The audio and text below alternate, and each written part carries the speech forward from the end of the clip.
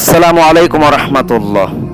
প্রিয় দর্শক, আশা করি সবাই জাতির এই ক্লান্তি লগ্নেও মোটামুটি ভালো আছেন। কোটা সংস্থা ছাত্র আন্দোলন 2024 সকলেই অবগত আছেন বাংলাদেশের বর্তমান পরিস্থিতি নিয়ে। কোটা নিয়ে যখন ছাত্রদের আন্দোলন ঠিক এমতো অবস্থায় সরকারি পুলিশ লীগ তথা সন্ত্রাস লীগ উঠে পড়ে লেগে যায় ছাত্রদের বিরুদ্ধে। একে একে অনেক ছাত্রই এ আন্দোলনে শহীদ হয়ে যান। দোয়া করছি আল্লাহ তাআলা যেন আমার এই সকল ছাত্র ভাইদেরকে আল্লাহ তাআলা শহীদি মর্যাদা দান করেন এবং জান্নাতের সুউচ্চ মাকাম দান করেন, আল্লাহুম্মা আমিন।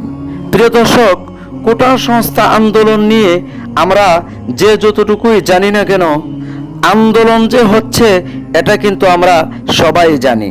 এই আন্দোলনকে ঘিরে অনেক শ্রেণীর মানুষই কিন্তু ছাত্রদের পাশে দাঁড়িয়েছে, কিন্তু কিছু কিছু নামধারী মানবতার ফেরিওয়ালা তথা মুনাফিক সরকারের চামচিকা তারা কিন্তু ছাত্রদের বিরুদ্ধে বলে যাচ্ছেন। এর মধ্যে একজন হচ্ছে আমাদের মাধবপুর সোনারাঘাটের বর্তমান এমপি টাকলা সুমন। সরি সুমন ভাই, মাইন্ড করবেন না, আপনি নৌকার প্রতিদ্বন্দ্বিতা করে কিন্তু বিজয় ছিনিয়ে আনছেন। আমি নিজে কিন্তু সুমন ভাইকে ভোট দিয়েছি তথা আমার ভাই ব্রাদার যারা আছে অনেককে আমি ভোট দিয়েছি, কিন্তু জানতাম না জাতির এই ক্লান্তি লগ্নে ছাত্রদের বিরুদ্ধে তিনি কথা বলবেন। তিনি তার বক্তব্য বলছেন আওয়ামী লীগ কি আসলে ছাত্ররা জানে না।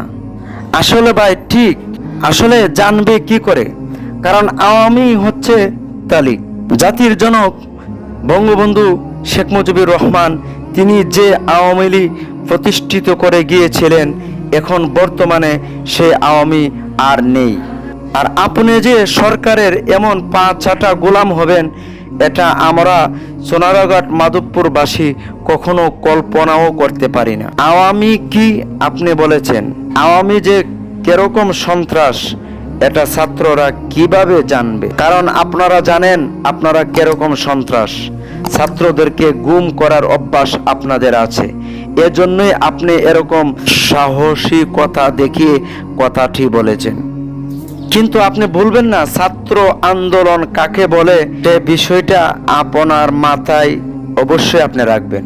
আসলে এটাও সত্য, আপনার মুখোশ খোলার জন্য আপনাকে ধন্যবাদ। আপনার এরকম একটা চেহারা জাতি আসলে চেয়েছিল দেখার জন্য।